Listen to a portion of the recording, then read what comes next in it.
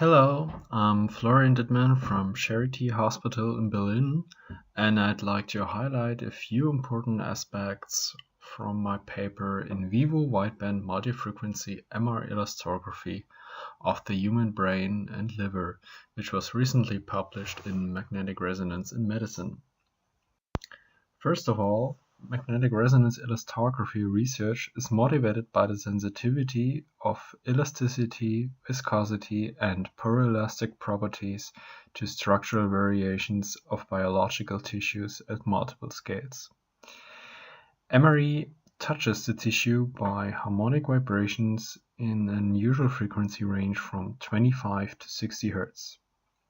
Using lower frequencies below 25 Hz was considered infeasible. The low-frequency shear waves have several advantages. For example, they are less damped and therefore more homogeneously distributed throughout the body. Furthermore, they do not hurt nor harm and have high sensitivity to vascular solid tissue interactions, as addressed by poroelastography. So our main goal was to develop an MRE method for in vivo wideband time-harmonic elastography, including low-frequency stimulations from 10 to 50 Hz, and to demonstrate the method in volunteers. The new aspects of the paper are an optimized motion encoding by fractional encoding using rectangular gradients and a new accelerated single-shot EPI imaging sequence that acquires wave images synchronized to continuous time-harmonic wave stimulation at arbitrary low vibration frequencies. Furthermore, we present a noise-robust estimation of the phase angle of the complex shear modulus. As a first test for our method, we did some wideband MRE experiments in gel samples and compared them to oscillatory sheariometry we performed ourselves. Finally, we used the method to perform a study on in vivo brains and livers of healthy volunteers. These investigations showed that, surprisingly, at low tissue stimulations, brain and liver tissue is much softer than expected from high-frequency MRE. But the values we get fall into the range between the static mechanical tests and the high dynamic test methods. The aspects I want to highlight now in the next few minutes are the optimized motion encoding, the imaging sequence, and the study of in vivo brains and livers. For the optimization of the motion encoding, we simply use the equation for the accumulated phase phi of a spin performing an oscillating motion during the application of a gradient, which is the integral over this oscillating motion times the gradient function. So we just plug the function of our motion encoding gradient into that equation. We used a rectangular gradient, which is a good approximation for the trapezoidal gradient we actually apply in the sequence. Using that equation, we define our motion encoding efficiency E, which is the maximum accumulated phase divided by the motion amplitude. In fact, E is the conversion factor that transforms the physical motion amplitude into the encoded amplitude in radians. You can find the analytical equations for E in the paper, but there's one thing I'd like to show you in this presentation. When you now divide E by the gyromagnetic ratio, the gradient amplitude, and the vibration period T, you can use that normalized encoding efficiency to find the optimal gradient cycle time for any given vibration period, and a given maximum available encoding time, which is determined by your sequence. To illustrate that idea, the plot at the bottom shows the normalized encoding efficiency of rectangular gradients with first moment nulling as solid lines for one encoding cycle in blue and two encoding cycles in red. Both graphs are plotted over R, which is defined as the ratio of encoding time and vibration period. The optimal cycle time of the motion encoding gradient for one encoding cycle is at 4/3 of the vibration period.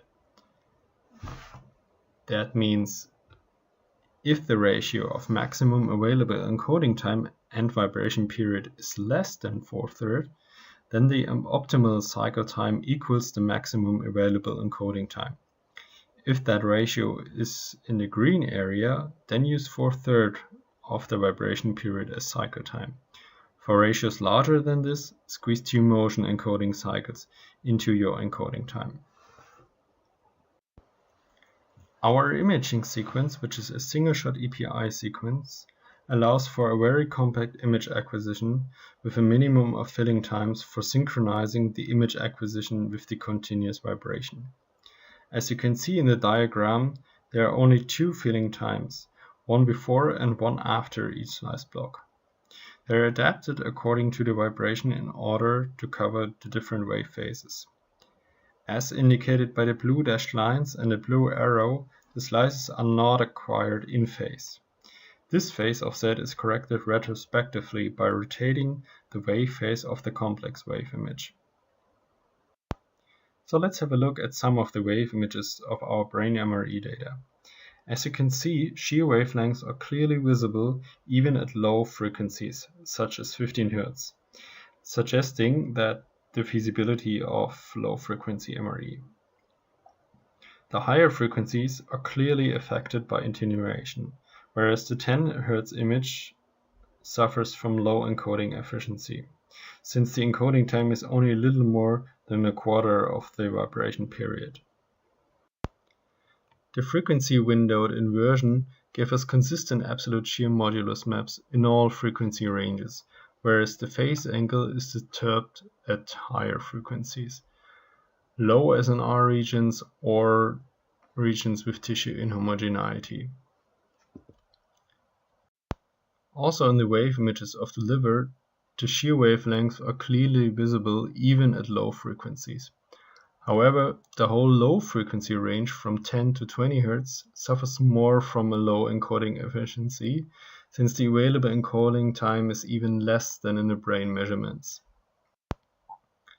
As in the brain, the mechanical properties of the liver were accessible in the whole frequency range, but the lower wave SNR at the low frequencies leads also to noisier maps.